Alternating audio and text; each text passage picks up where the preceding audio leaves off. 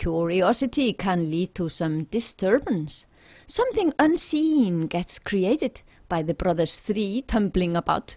Odin Vili Vie, and connecting back to the gap, Vie Vili Odin. We have a god who hears the grass grow, and hears the wool grow on sheep, that is, hears the sounds of the subtlest created that grows, finer than our ears conceive. He is connected to hearing, to sound, to ka, akash, not so all-worldly. Kam becomes Icelandic geimur, the space of a universe, and himin, sky. Kam, himin, and kam, geimur.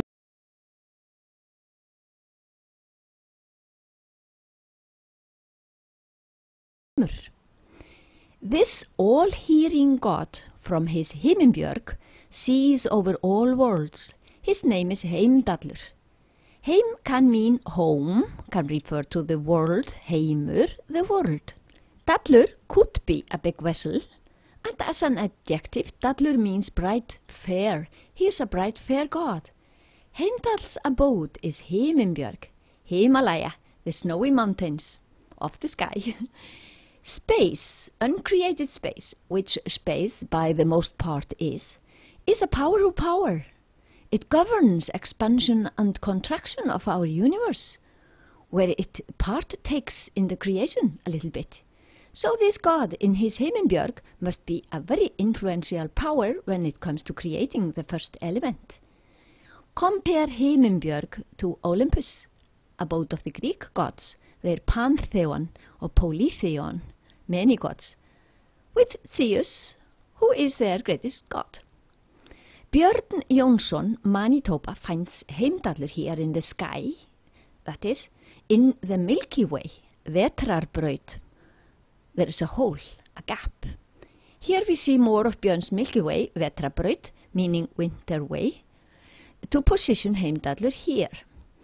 The hole might count for a gap, that which is within the created space, the level of the uncreated. Space is, as we know, partly uncreated, partly a created substance, where Heimdallur comes from and where he mostly lives. Vellir is a field, and we have a lot of that in our homes of gods.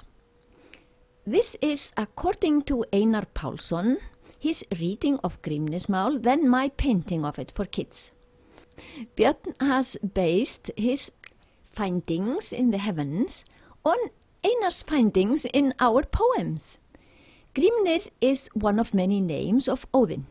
Odin bears names according to situation each time. Grímnir means the unrecognizable, the masked one.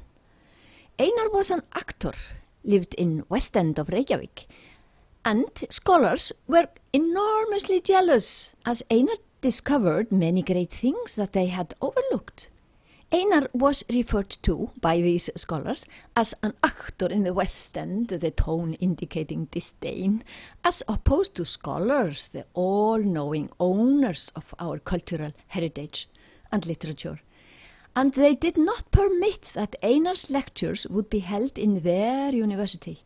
University of Iceland, state-run or at least supported by official money.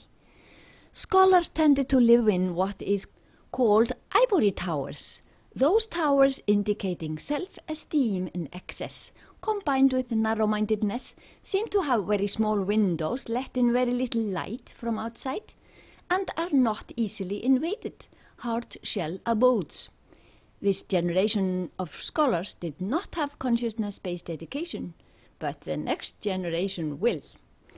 Einar, as an educated actor in Britain, I think, saw the allegory in the Icelandic sagas, claimed them to be known basically in world's great literature, apart from their settings in Iceland, and Einar interpreted their allegory.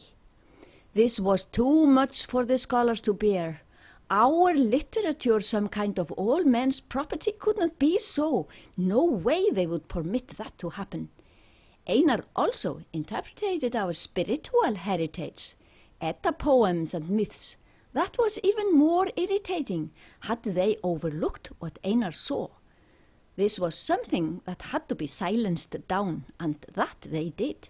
What could an actor in the West End know about this our great treasure? Einar went to England to his understanding friends there, and gradually we realized how great his insight is in so many fields of the issues. Amazing books he gave us, and lots of them, spanning many fields of formidable research and insight.